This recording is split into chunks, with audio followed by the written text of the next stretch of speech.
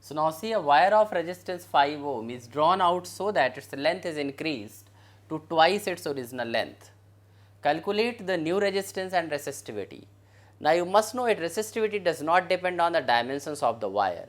So, when the wire is drawn to twice of its length, its resistivity will remain unaffected. So, now let us calculate how much resistance its resistance gets increased. So, original length suppose you have taken L and new length L2 you have taken 2L. Original resistance R1 is equal to, here suppose we can take R, and R2 is equal to, we can take R dash. Now, when the wire is drawn, its area of cross section also gets affected. So, original A1 and here this is A2. So, now we can solve it here. We can write R1 is equal to rho L upon A, that is A1, and we can write R2 is equal to rho twice of L divided by A2.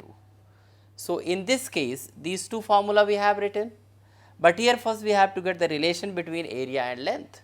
So, see in this case the volume of the wire remains constant. So, we can write A1 into here A1 into L is equal to A2 into 2L, cancel. So, here A1 is equal to twice of A2. So, now we can replace here this value of in place of A1. So, we will be getting R1 is equal to rho L divided by here twice of A2. This is the value of R1. Already we know R2, this one. So, we can write R2 upon R1 is equal to rho twice of L upon A2 into here rho L twice of A2, cancel here. So, R2 is equal to, we will be getting here 4R1. So, we can write R dash is equal to 4R, that is the 4 times of the original resistance, and R is given to us here the 5 ohm.